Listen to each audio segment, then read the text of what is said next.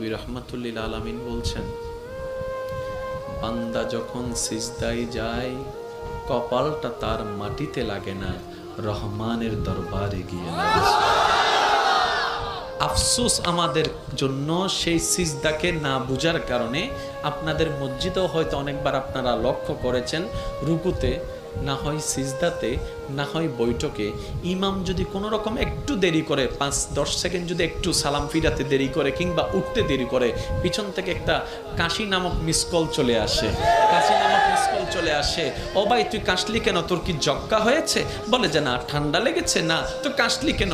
বলে যে হুজুরকে একটু সিগন্যাল দিলাম। কিসের সিগন্যাল? বলে যে আমার 3 তাসবিহ শেষ হয়েছে। হুজুর আপনারটা শেষ হলে আপনি এবার তুলতে পারেন, আপনি এবার মাথাটা তুলতে পারেন, আপনি এবার মাথাটা তুলতে পারেন। হুজুর আমার তাশাহুদ শেষ হয়েছে, দরুদ শেষ হয়েছে, আপনার শেষ হলে আপনি এবার সালামটা ফিরাতে পারেন। কিরে ভাই, নামাজ তো মওলার সামনে দাঁড়ানোর একটা সুবর্ণ সুযোগের নাম, নামাজ তো গুনাহ মাফের একটা জারিয়ার নাম, নামাজ তো রবের রহমত পাওয়ার একটা জারিয়ার নাম।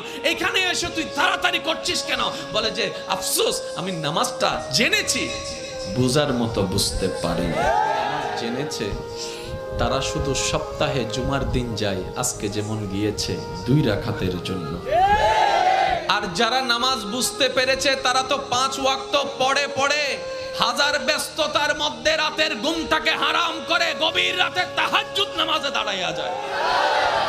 কাউকে টেনে মসজিদে আনা যায় না। ওরা হচ্ছে জান্নেওয়ালা, আমার মতো আপনার মতো। আর যারা নামাজকে বুঝতে পেরেছে, নামাজের স্বাদ বুঝতে পেরেছে, নামাজের মজা বুঝতে পেরেছে, রুকুর মজা বুঝতে পেরেছে, সিজদার প্রশান্তি বুঝতে পেরেছে, তাদেরকে টেনে সিজদা থেকে তোলাও যায় না। সেজন্য এখন আপনারাই সিদ্ধান্ত নেন, কি জানার তলে থেকে ঝগড়া করবেন নাকি বুঝার তলে থেকে মওলার সাথে প্রেম করবেন। আপনাদের ব্যাপার, এটা আপনাদের ব্যাপার, আপনাদের ব্যাপার, যার যার ব্যাপার। সব একটা কথা বলি, আল্লাহ আমাদেরকে দুনিয়াতে যতটুকু বিশা দান করেছেন অর্ধেক হায়াত শেষ, বাকি আছে আমাদের অল্প একটু। ভাইয়া একটু বাকি আছে, আমারও আপনারও, আমাদের সবার। মরার সময় অন্তত এমন কিছু রেখে যেন না যেন এলাকার মানুষ আপনার মৃত্যুর সংবাদটা শুনে আলহামদুলিল্লাহ বলে।